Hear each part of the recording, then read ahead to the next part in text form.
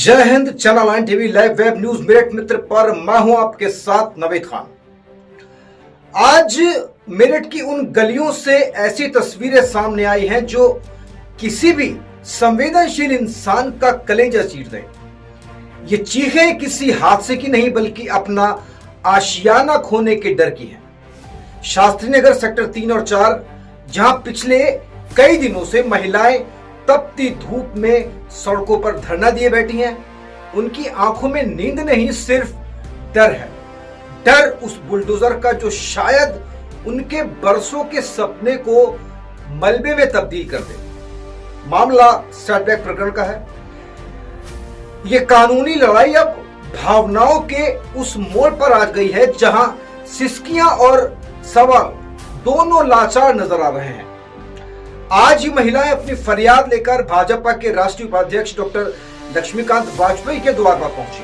तस्वीरें दिखा रहे हैं आपको। और मकसद सिर्फ एक था, अपने घर के लिए न्याय की गुहार। लेकिन जैसे ही इन महिलाओं ने अपनी आप बीती सुनानी शुरू कर दी तो उनके सब्र का बांध टूट गया। अपने आशियाने को उजड़ता देख महिलाएं डॉक्टर वाजपेयी के सामने फूट फूट कर रोने लगी।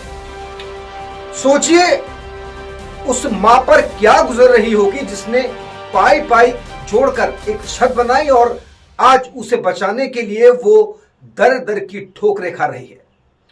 विडंबना देखिए कि इतना समय बीत जाने के बाद भी अभी तक भी इन महिलाओं को कोई ठोस लिखित आश्वासन नहीं मिला। सिर्फ उम्मीदों के सहारे ये आंदोलन बदस्तूर जारी है।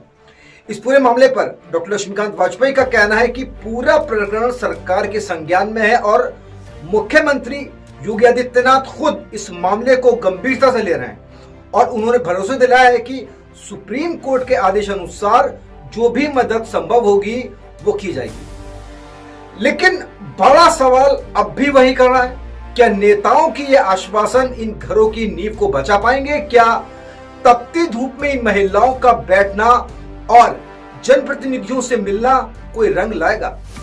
सुप्रीम कोर्ट का रुख सख्त है और वक्त हाथ से निकलता जा रहा है। क्या यह आंदोलन इन परिवारों का आशियाना बचा पाएगा या कानून की मार इन पर भारी पड़ेगी? ये तो आने वाला वक्त ही बताएगा। लेकिन फिलहाल सेक्टर 3 और 4 की इन महिलाओं का जज्बा कम नहीं हुआ है और घर बचाने की ये जंग जारी रहेगी, इनका कहना है।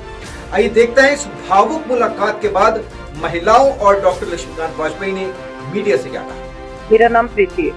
आज आप यहाँ पे ज्ञापन दिया है, क्या है ज्ञापन?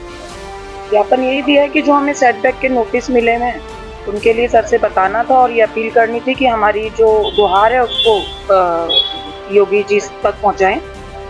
और सर ने और हमें पता भी चला सर की बातों से कि सर तक तो हमारी अपील जो है वो पहले से पहुंची हुई और उन्होंने तो इस पे काम करना भी शुरू कर दिया है। और तसल्ली भी मिली है इस बात से कि भाई बहुत आदित्यनाथ जी ने कि इस पे काम करना शुरू कर दिया है। क्या आपको आश्वासन मिला है या क्या जाते हैं? आश्वासन क्या, तसल्ली? सर बहुत बड़ी तसल्ली मिली आज। मतलब अभी तक जो हमें संतुष्टि नहीं मिल रही थी, आज उन्होंने हमें काफी संतुष्टि, एक ऐसा फीडबैक मिला है ना कि जिसमें हमें अपना भी पता लगा है कि हमें क्या करना है, हमारी क्या मिस्टेक रही, हम क्या कर सकते हैं, जो हमने नियमों का उल्लंघन करा। और बाकी तो सर ने ये कहा ही है कि सुप्रीम कोर्ट से बड़ा कोई है नहीं। ये आगामी धरना चलता रहेगा या बंद हो जाएगा? धरना तो चलेगा। धरना एक्चुअली ना हमें अपनी बात पहुंचाने का एक तरीका है। धरना भी नहीं है, एक तरह से अपनी बात पहुंचाने का एक तरीका है। कभी भी हमें इकट्ठा होना है तो उसके लिए हमें किसी को अलग से नहीं करना पड़ेगा। एक हमारा स्थल बना हुआ है, वहीं सब इकट्ठे होंगे, डेली होंगे। हम कुछ कर नहीं रहे आप बस हमेशा धरना नहीं, ये तो शांति प्रदर्शन है, धरना नहीं। लेकिन हम मिलकर एक हैं, तो हम अलग अलग नहीं होंगे। बाकी ये कि हम इधर उधर भटक रहे थे, हमें लग रहा था कि शायद नहीं कुछ हो रहा है, लेकिन अब वो काम हो रहा है तो अब हम सेटिस्फाइड है। कुछ बहनें आई थी, उन्होंने अपना विषय बताया और मैंने उस संबंध में जो कुछ किया था वो मैंने दिखाया। और कुल मिलाकर मैंने इतना ही निवेदन किया है उनसे कि सरकार आपके बारे में गंभीर है, लेकिन सुप्रीम कोर्ट की मर्यादा को ध्यान में रखते हुए अगर कुछ मदद हो पाएगी तो